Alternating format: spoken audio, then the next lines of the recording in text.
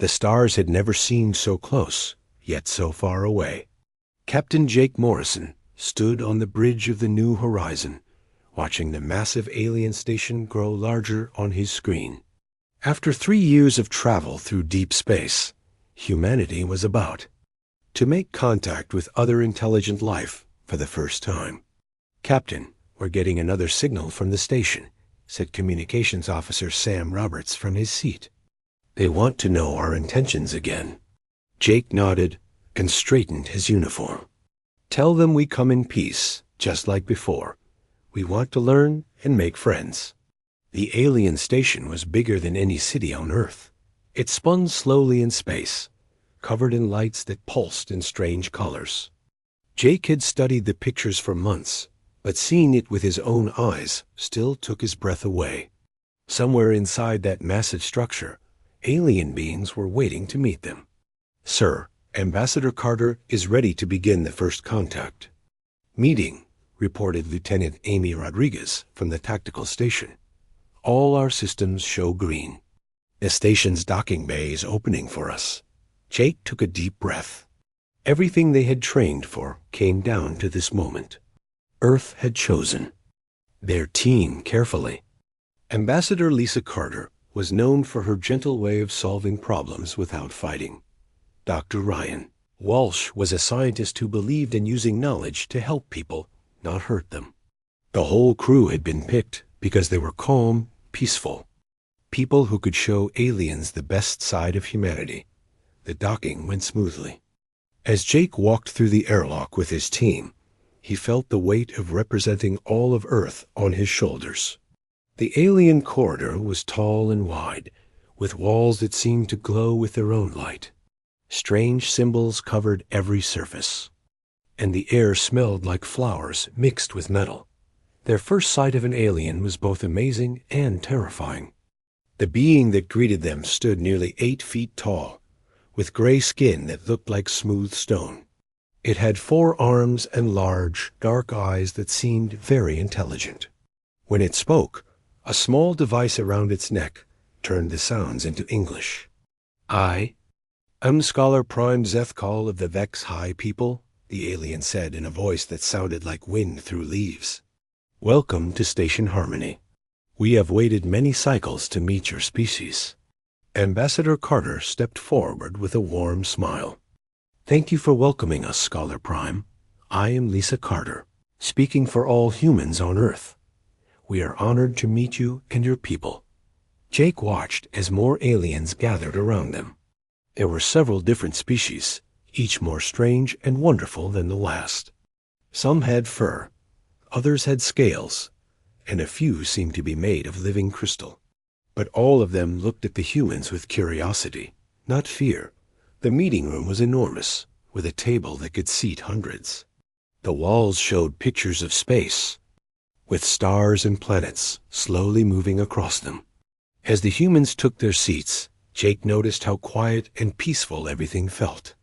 Even the aliens who looked like they could be dangerous moved slowly and spoke softly. "We have many questions about your people," said Scholar Prime Zethkal. "But first, tell us about your world and your ways." Dr. Walsh opened his tablet and began showing pictures of Earth. Beautiful forests, blue oceans, and cities full of parks and gardens filled the screen. "Our planet is called Earth," he said. "We share it with millions of other living things. We believe in taking care of our world and each other." The aliens leaned forward, fascinated. One of them, covered in blue fur with 6 legs, spoke up. "Your cities look very peaceful. Do your people ever fight?" Ambassador Carter smiled sadly. "We have had disagreements in the past, but we learned that talking is always better than fighting. We prefer to solve our problems with words, not weapons." Jake felt proud as he watched the aliens' faces light up with approval. This was exactly why Earth had sent peaceful people like Carter and Walsh. The message was clear.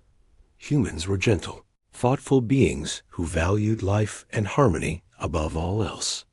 "Fascinating," whispered a tall alien with silver skin. a species that has learned wisdom without conquest. For the next several hours, the humans shared carefully chosen stories about Earth. They talked about art, music, and science. They showed pictures of hospitals and schools, of people helping each other during disasters. Dr. Walsh demonstrated some of Earth's technology, focusing on medical devices and tools for growing food. "These inventions are wonderful," said Scholar Prime Zethkal. "Your people use knowledge to heal and create, not to destroy." Lieutenant Rodriguez nodded. "We believe technology should make life better for everyone. Our ships are built for exploration and discovery, not for war." The aliens seemed very impressed. Jake could see them whispering to each other in excited tones. Their translators picked up words like peaceful, wise, and perfect. As the day went on, Jake began to understand that the galaxy was not a peaceful place. The aliens talked about constant fights between different species, about wars that had lasted for centuries, and about the difficulty of keeping peace. Many of them looked tired, like they had seen too much fighting. "Your arrival gives us hope," said a small alien with bright green scales. "Perhaps humans can help us find ways to stop the fighting. You seem to understand peace in a way we have forgotten." Ambassador Carter leaned forward with interest. "We would be honored to help in any way we can. Peace is always better than war." The meeting ended with the aliens voting to welcome humanity into their galactic community. As Jake and his team returned to their ship, they could hear the aliens celebrating. The first day had gone perfectly. Back on the New Horizon, Jake sat in his quarters and wrote his report to Earth.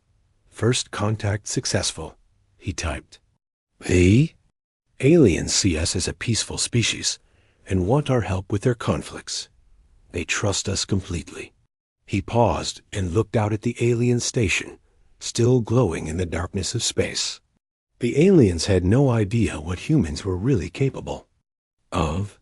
They had never seen Earth's history, never learned about humanity's long journey to peace. For now, that was probably for the best. Jake finished his report and sent it toward Earth, 3 years away at the speed of light. Soon, more humans would come to join the galactic community. But first, they needed to keep playing their role. As the peaceful species from a gentle world, the galaxy was about to learn that sometimes the most dangerous thing was something that looked completely harmless. 3 months had passed since the first meeting, and the cultural exchange program was going better than anyone had hoped. Professor Kate Williams sat in her new office on Station Harmony, surrounded by alien books and art. She had spent weeks learning how to read Vex-High symbols, and now she could have simple conversations with Scholar Prime Zethkal without a translator. "The human approach to conflict is truly remarkable," Zethkal said as he placed a cup of sweet alien tea in front of Kate. "Your species seems to have a natural gift for finding peace." Kate smiled and sipped the tea, which tasted like honey mixed with starlight. "We just believe that everyone wins when we work together instead of fighting each other." Down the hall, Dr. Ben Thompson was teaching a group of young aliens about human music. He played soft melodies on his guitar, while alien children with fur, scales, and feathers sat in a circle around him. Their eyes were wide with wonder as the gentle sounds filled the room. "Music helps humans express feelings without using violence," Ben explained. "When we are angry or sad, we make songs instead of making war." One of the alien children, a small Zentari with purple fur, raised her hand. "Do all humans know how to make music?" "Most of us try," Ben said with a laugh. "Even if we are not very good at it, we still enjoy trying. It keeps our hearts peaceful." The adults watching from the doorway nodded to each other with approval. These aliens had never seen a species that used art and music to deal with difficult emotions. Most races, they knew, either fought or ran away when things got hard. In another part of the station, Alex Parker was working with a group of alien diplomats. They had asked him to help solve a trade dispute between two star systems that had been arguing for 50 years. Alex sat at a round table with representatives from both sides, along with several galactic mediators who had failed to fix the problem. "Let me understand this correctly," Alex said, looking at his notes. "The Keldon system wants to sell crystals, and the Mortax system wants to buy them, but you cannot agree on the price." The Keldon representative, a tall being with rock-like skin, slammed his fist on the table. "They insult us with their low offers. Our crystals are the finest in the galaxy." The Mortax delegate, who looked like a giant insect, clicked her mandibles. Angrily, "Their prices are robbery. We could buy cheaper crystals from 10 other systems." Alex held up his hands calmly. "What if we looked at this differently? Instead of arguing about price, what if we talked about value? What do the crystals actually do for your people?" For the next 2 hours, Alex helped both sides understand what they really needed. The Keldon people needed steady income to feed their growing population. The Mortax needed crystals to power their medical equipment. Once they understood each other's real needs, finding a fair price became much easier. "Remarkable," whispered one of the galactic mediators to another. He made them see past their anger to the truth underneath. Meanwhile, Maria Santos was giving a presentation about human literature to a packed auditorium. She had chosen books and poems that showed humanity's love for peace and understanding. She read passages about forgiveness, about people choosing love over hate, and about the beauty of working together. "This story is about 2 families who hated each other for generations," Maria explained, holding up a copy of Romeo and Juliet. "But their children chose love instead of continuing the fight. It shows that peace is always possible, even when hatred seems too strong to overcome." The aliens in the audience leaned forward with fascination. Many of their own stories were about conquest and victory in battle. The idea that humans told stories about choosing peace over revenge was completely new to them. Back on Earth, Colonel Steve Hughes sat in a secure meeting room with General Lisa Brooks and several other military leaders. On the screen in front of them was a live feed from Station Harmony, showing their people successfully playing their roles as peaceful ambassadors. "The aliens are buying it completely," Hughes said, reading the latest reports. "They think we are natural-born peacemakers." General Brooks nodded, but her expression was serious. "Good, but we need to be careful. If they ever find out about our real history, this could all fall apart very quickly." "Our people are doing well," Hughes replied.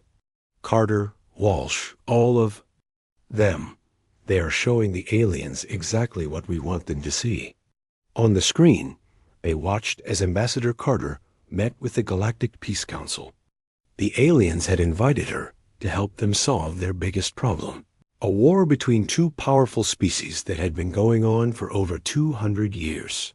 The Kethrin Empire and the Mordak Confederation had been destroying each other's worlds for centuries, explained Scholar Prime Sethkal. "Millions have died. We have tried everything, but they refused to stop fighting."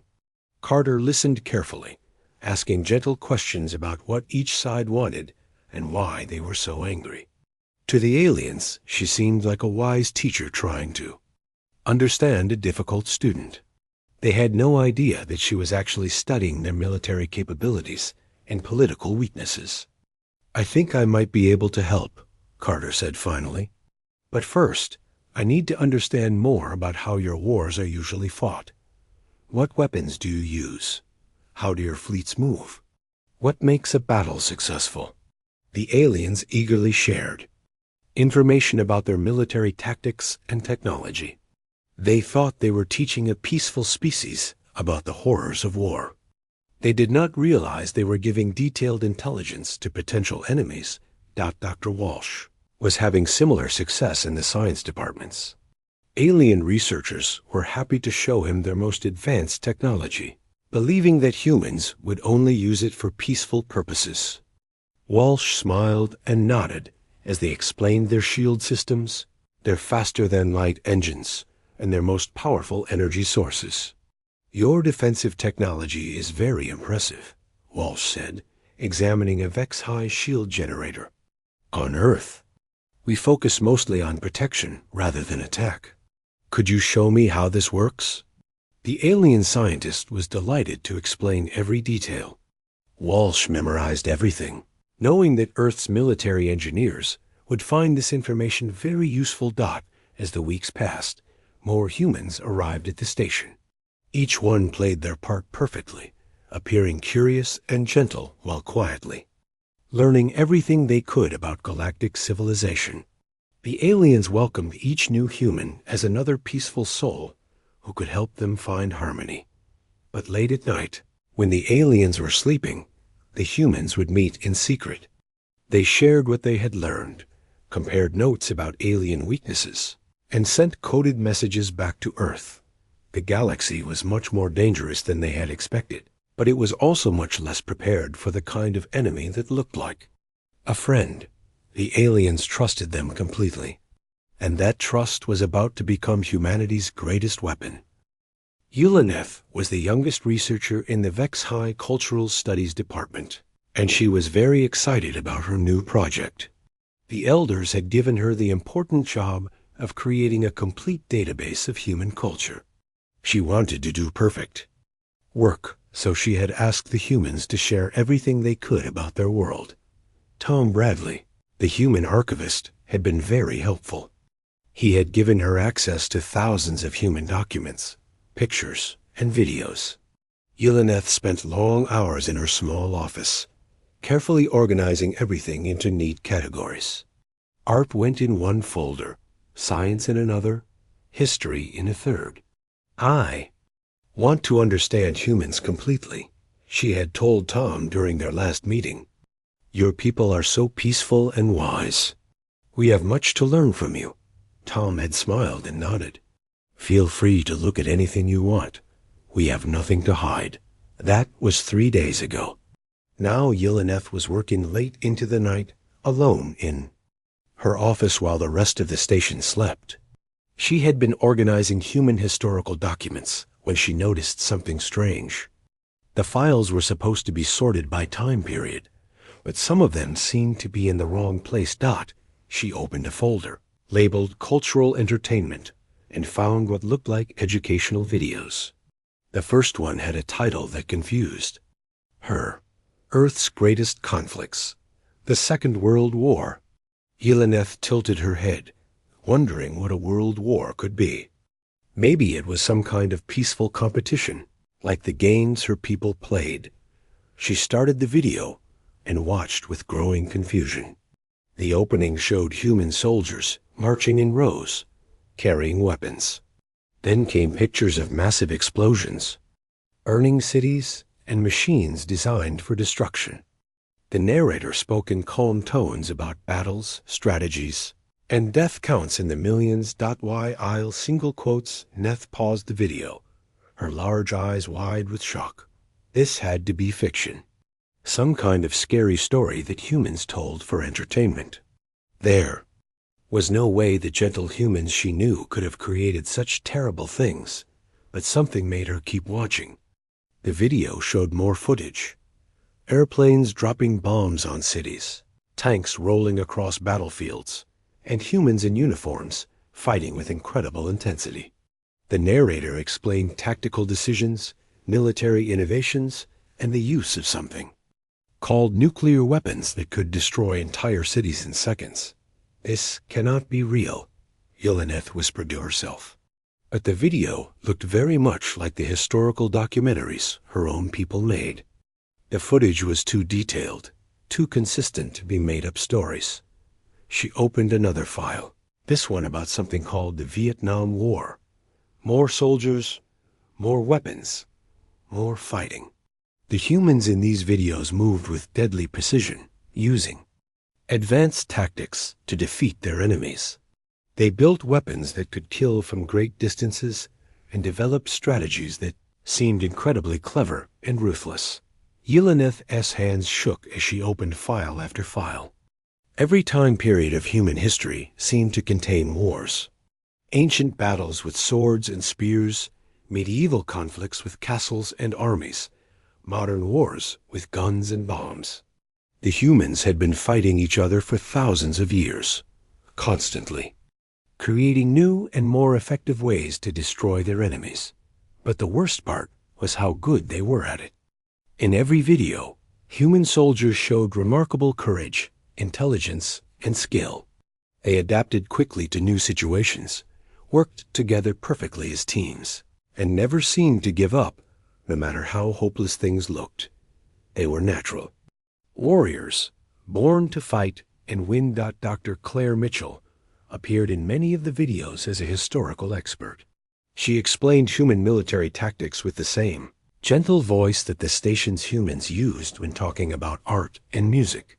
But instead of discussing paintings, she was describing the most effective ways to destroy enemy armies and conquer territory. Yelena found records of weapons that could level mountains, of strategies that had won impossible battles, and of human innovations in warfare that had changed the way wars were fought forever. The humans had not just fought wars, they had perfected war as an art form. She checked the authentication codes on the files. They were all genuine, verified by human historians, and archived in official Earth databases. These were not stories or entertainment. They were real historical records that Tom Bradley had included in the cultural exchange files. As dawn broke over Station Harmony, Yelena sat staring at her computer screen in total silence. Everything she thought she knew about humans was wrong. The peaceful, gentle people who had been helping solve galactic conflicts were the same species that had fought the most brutal and sophisticated wars in recorded history. She thought about Dr. Walsh's defensive technology demonstrations and realized that everything he had shown could easily be turned into weapons. She remembered Captain Morrison's exploration ship and wondered what kind of weapons it might be hiding. She thought about Ambassador Carter's gentle questions about Galactic military tactics and suddenly understood that she had not been learning about war. She had been teaching it. The humans had not come to the galaxy as peaceful students.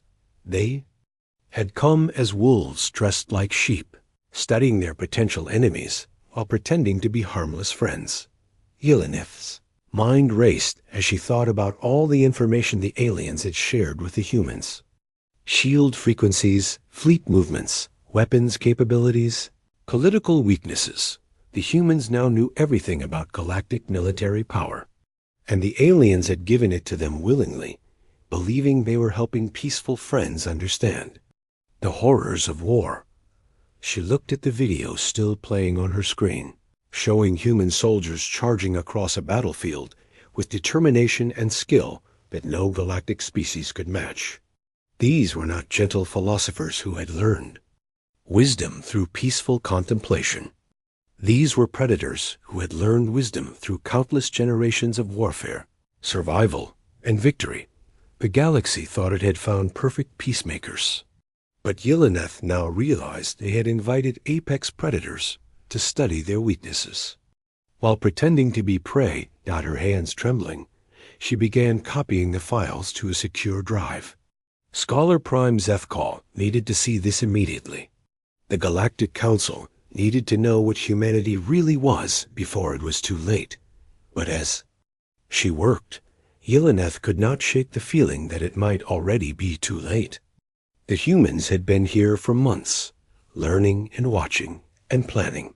And somewhere in the back of her mind, she wondered if Tom Bradley had made a mistake by including these files, or if he had wanted someone to find them.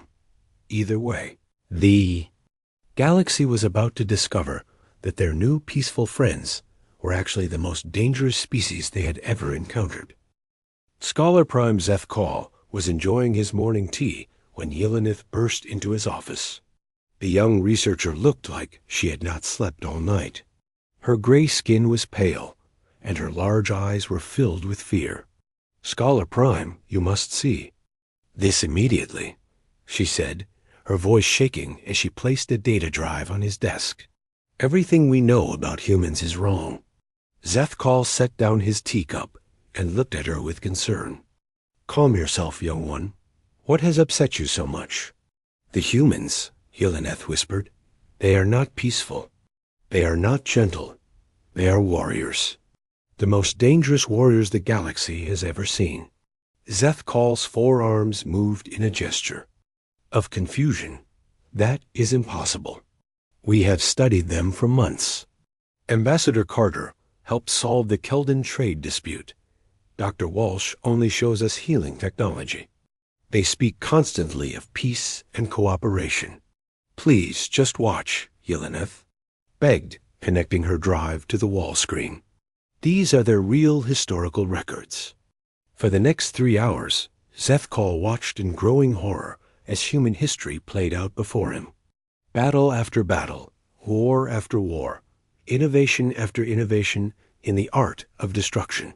He saw humans fighting with wooden clubs, then metal, swords, then guns that could kill from great distances. He watched them build flying machines that dropped bombs, and ships that could destroy entire fleets. But what terrified him most was not the weapons. It was the humans themselves. In every battle, they showed intelligence, courage, and a frightening ability to adapt. They learned from every defeat and came back stronger. They worked together like parts of one deadly machine. They never gave up, no matter how hopeless things seemed. This cannot be the same species, Zethkal said, but his voice lacked conviction. The humans in the videos looked exactly like the ones walking through his station. There is more, Yelena said, switching to another file. Look at their weapons development. Zethkal watched as humans created bombs that could level entire cities, nuclear weapons that could destroy whole planets, biological weapons that could kill millions without harming buildings, chemical weapons that could clear vast areas of all life. The humans had not just learned to fight, they had learned to win by any means necessary. By the ancient stars, Zethkal breathed, they could have destroyed their own world dozens of times over. But they did not, Yelena pointed out. They learned to control these weapons. They learned to live with power that could end everything.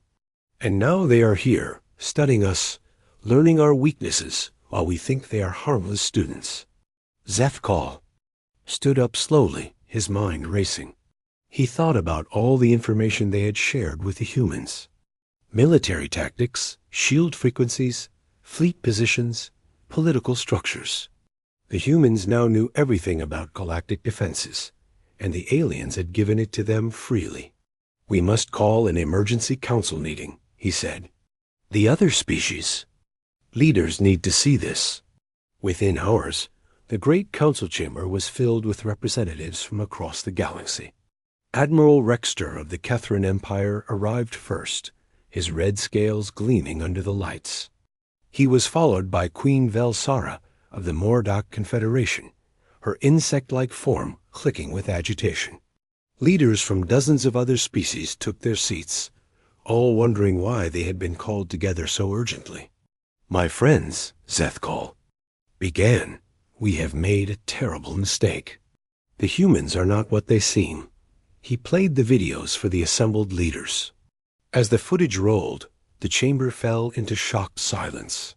Warriors who had fought thousands of battles watched human military tactics with growing amazement and fear. Species that considered themselves mighty conquerors saw humans accomplish feats of warfare that seemed impossible.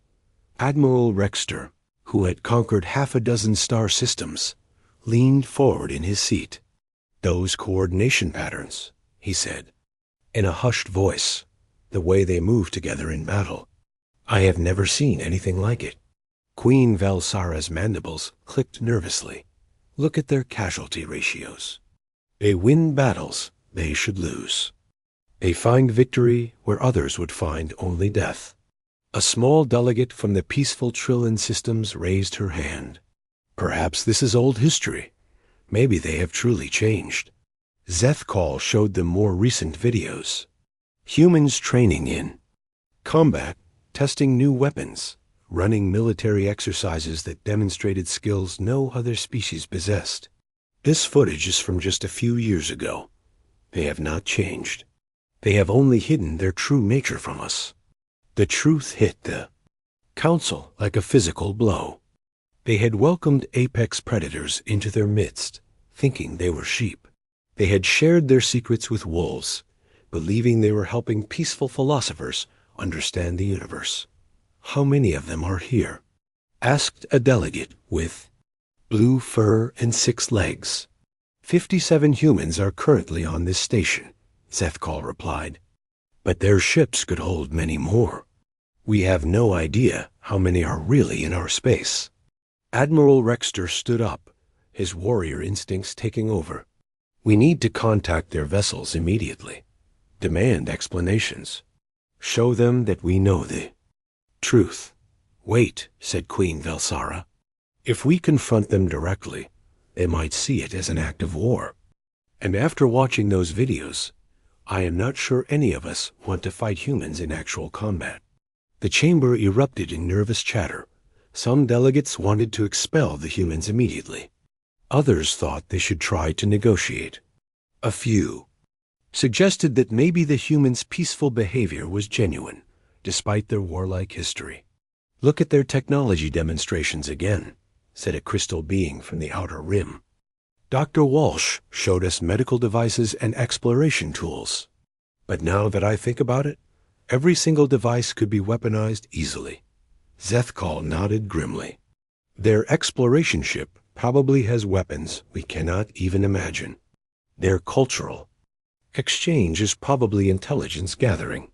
And their peace negotiations are probably them learning how to defeat us all. The council fell silent as the full scope of their situation became clear. They had invited the most dangerous species in the galaxy to study their weaknesses, and they had done it with smiles on their faces. The humans now knew everything about galactic military capabilities, political structures, and defensive systems. What do we do now? Whispered a young delegate. Before anyone could answer, the chamber's communication system activated. A human voice filled the room, calm and friendly as always. This is Captain Morrison of the New Horizon. We have received urgent requests to return to the station. Is there something wrong? We are always happy to help. Every being in the chamber stared at the speaker in terror. The human sounded exactly the same as always, gentle, helpful, peaceful. But now they knew it was all an act. Somewhere out there in space, Jake Morrison was probably planning their destruction while speaking to them in tones of friendship and concern. The galaxy had learned a terrible lesson. The most dangerous enemies were the ones who looked like friends. The news spread across the galaxy like wildfire. Within days, every star system, every space station, every colony world knew the truth about humanity. The peaceful species that had promised to help solve galactic conflicts was actually the most dangerous predator the universe had ever seen. On the Mordak homeworld, Queen Velsara called an emergency meeting of her war council. The massive insect warriors gathered in the hive chamber, their wings buzzing with nervous energy. For generations, the Mordak had been the terror of their region of space, conquering weaker species and expanding their territory through superior numbers and ruthless tactics. Show them the human war footage again, the Queen ordered. Her military advisors projected the videos onto the chamber walls. The Mordak warriors watched in stunned silence as human soldiers demonstrated tactics that made their own strategies. Looked clumsy and primitive. Where the Mordak relied on swarming attacks with overwhelming numbers, the humans used precision, intelligence, and devastating efficiency. Look at how few humans it takes to destroy an entire army, whispered General Kickstar, his mandibles clicking with fear. We use thousands of warriors to achieve what they do with dozens. Their weapons technology is centuries ahead of ours, added Admiral Zulaneth. Those nuclear devices could wipe out our entire homeworld in minutes. Queen Velsara's compound eyes focused on the screen, showing human naval battles. Look at their fleet coordination. Every ship moves like part of a single mind. We have never achieved such perfect unity in our forces. The Mordok immediately began fortifying their borders. Every ship in their fleet was recalled to defend their home systems. Trade routes were abandoned, colonies were evacuated, and the entire Confederation went into defensive mode. The species that had terrorized half the galaxy was now hiding in fear.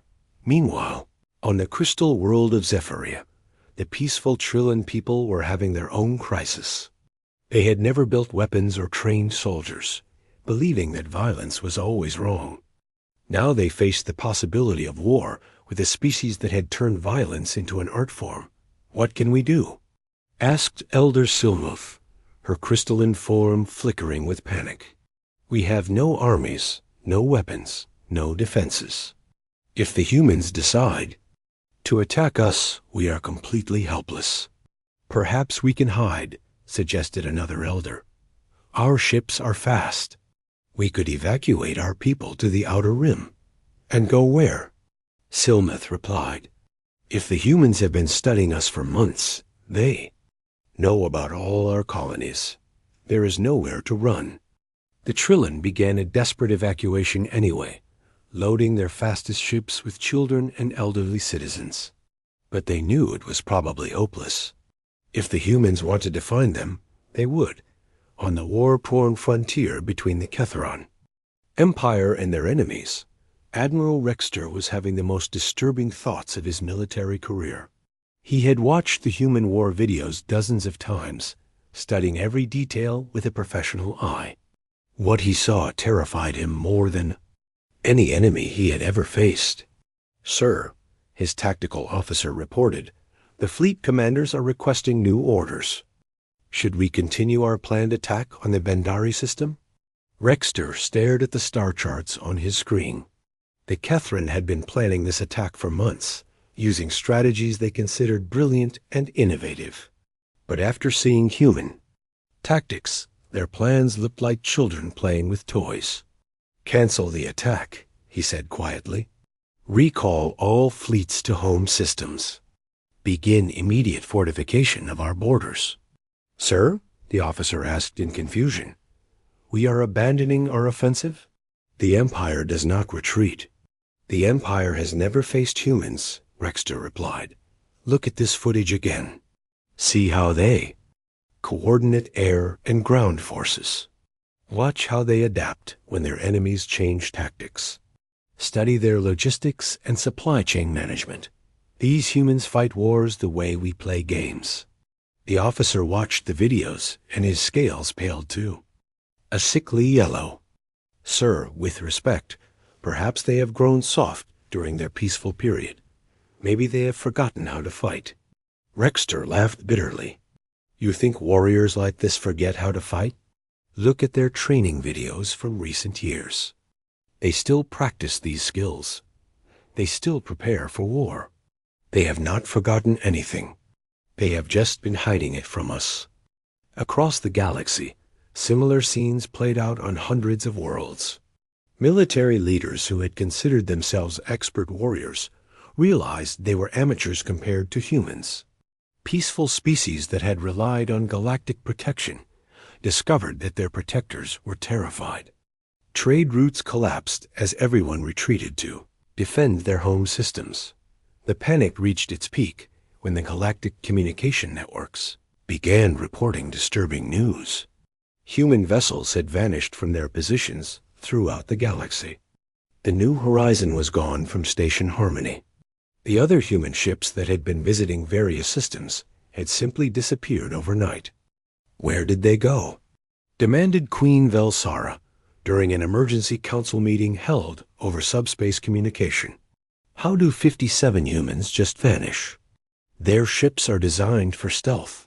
Scholar Prime Zethkal replied from his secured bunker deep inside Station Harmony.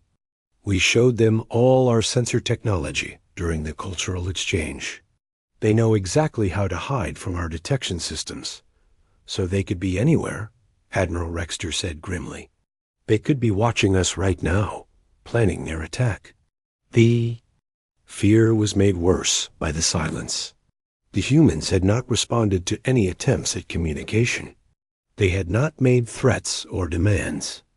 They had simply vanished, leaving the galaxy to imagine what they might be planning. Military analyst Velkane of the Centauri Commonwealth released a report that spread terror throughout civilized space. Using the human war videos and public records, he calculated what would happen if humans applied their warfare techniques to space combat. Based on their demonstrated capabilities, Velkane's report stated, a single human battle group could defeat the combined fleets of any three major galactic powers. Their tactical flexibility, technological innovation, and strategic thinking are so advanced that conventional defenses would be nearly useless.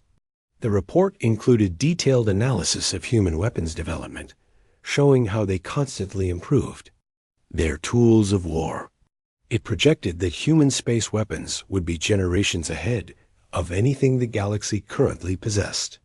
Most terrifying, the report concluded, is their history of total war. When humans fight, they do not stop until their enemy is completely defeated. They do not accept partial victory or negotiated surrender. They fight until they win. As fear gripped the galaxy, one question haunted every leader. What did the humans want? Were they planning conquest? Revenge for being deceived? Or something even worse? The peaceful species that had welcomed humanity with open arms now lived in constant terror, waiting for the predators to reveal their true intentions. The galaxy had learned that sometimes the most dangerous enemy was the one you never saw coming. 2 weeks had passed since the humans disappeared. Every species in the galaxy was waiting in terror for the attack that would surely come. Fleets huddled around homeworlds, weapons were charged and ready, and everyone jumped at shadows. Then, without warning, the humans returned. Scholar Prime Zethkal was in his emergency bunker when the alarm started ringing. "Sir," his aide called over the communication system, "we have ships approaching the station." Hundreds of them. Zethkal's blood ran cold. "Are they human vessels?" "Yes, sir. The sensors show Captain Morrison's ship in the lead, but he is not alone. We count at least 200 human vessels of various sizes." Zethkal closed his eyes and prepared for the end. The humans had returned with a massive fleet, ready to destroy everyone who had discovered their secret. He thought about his family on the Vex-High homeworld and hoped they would survive what was coming. "Sir," the aide said again, "they are requesting permission to dock. Captain Morrison wants to address the Galactic Council." This was not what Zethkal had expected. Conquerors did not usually ask permission to dock their invasion fleets. Allow them to approach, but keep all defensive systems ready. Within hours, the council chamber was filled with nervous alien leaders. They had all seen the human fleet outside the station. Massive ships that dwarfed anything the galaxy had ever built, with weapon systems that could probably destroy entire planets. But instead of attacking, the humans had simply asked to talk. Captain Jake Morrison entered the chamber with a small group of other humans. He walked calmly to the center of the room, showing no signs of anger or aggression. Behind him came Admiral Karen Hayes, a stern-looking woman with sharp eyes and graying hair. Next to her was Colonel Brad Turner, a tall man who moved with the precise steps of a career soldier. But it was Dr. Ryan Walsh who shocked the aliens most. The gentle scientist they had known was now wearing a military uniform with the rank insignia of an admiral. The man who had shown them peaceful medical technology was clearly a high-ranking military officer. Morrison looked around the chamber at the terrified faces staring back at him. His expression was calm, almost sad. "I know you have discovered the truth about humanity," he said in the same gentle voice he had always used. "I know you have seen our history, And you are afraid. Queen Velsara's mandibles clicked nervously. You deceived us. You pretended to be peaceful while you were actually studying our weaknesses. Yes, Morrison admitted. We did, and I am here to explain why. Admiral Hayes stepped forward. For the past 6 months, we have been learning about your galaxy. We studied your wars, your politics, your military capabilities. We wanted to understand what kind of neighborhood we were moving into. And what we found, Colonel Turner added, was a galaxy that has been at war for thousands of years. Species fighting endlessly, destroying each other's worlds, making the same mistakes over and over again. Admiral Walsh activated a holographic display showing galactic conflict zones. In the past century alone, over 50 billion sentient beings have died in wars across this galaxy. Entire species have been wiped out. Whole star systems have been destroyed. Morrison nodded sadly. We have seen this before. On Earth, we fought wars for thousands of years. We nearly destroyed ourselves many times. We learned the hard way that war only brings more war. So you came here to conquer us? Admiral Rexter demanded, his warrior pride overcoming his fear. No, Morrison replied firmly. We came here to stop the cycle. The chamber fell silent. The aliens stared at the humans in confusion. This was not what any of them had expected. Admiral Hayes began displaying tactical information on the screens. Around the chamber, your current wars are pointless. The Kethran Empire and the Mordock Confederation have been fighting for 200 years, and neither side can win. You are both destroying yourselves for nothing. The border conflicts in the Outer Rim could be solved with simple resource-sharing agreements, Colonel Turner added. Instead, you fight over mining rights while billions suffer. Admiral Walsh showed peaceful solutions to conflicts that had seemed impossible to solve. On Earth, we learned that the strongest person is not always the one who can fight the best. Sometimes the strongest person is the one who can stop fighting and find a better way. Morrison walked closer to the alien leaders. You thought we were peaceful because we had given up war, but you were wrong. We are peaceful because we understand war better than anyone else in this galaxy. Every human child learns about our wars, Admiral Hayes explained. We teach them about the mistakes we made, the lives we lost, the time we wasted fighting each other instead of building something better. We know what happens when weapons become too powerful for wisdom to control them, Colonel Turner said. We almost ended our own species that way. We will not let it happen to others. Morrison gestured to the fleet, visible through the chamber's windows. Those ships are not invasion vessels. They are peacekeeping forces. We are offering the galaxy the same thing we gave ourselves after our last great war. Protection in exchange. For peace, you want to rule us, Queen Velsara accused. We want to protect you, Morrison corrected. From yourselves and from each other. Any species that wants to keep fighting can do so. But they will fight only each other in designated areas with limits on weapons and casualties. No more genocide. No more destroyed worlds. No more endless wars. Admiral Rexter stood up, his scales flushed with anger. And if we refuse? If we choose to fight our own battles? Admiral Hayes met his gaze calmly. Then you will lose. Not because we want to defeat you, but because we cannot allow you to continue destroying innocent lives. The chamber erupted in shocked voices. Some aliens protested angrily, others seemed relieved, and a few asked careful questions about how this new system would work. Morrison waited for the noise to die down. We are not asking you to trust us because we are peaceful. We are asking you to trust us because we are not. We know how to fight better than anyone in this galaxy. That is exactly why we can keep the peace better than anyone else. Scholar Prime. Zethkal spoke up quietly. And if we agree to this arrangement? What happens then? Then we work together to build something better than war, Morrison replied. We share knowledge, explore the universe, and create a future worth living in. The same thing we did on Earth after we stopped fighting each other.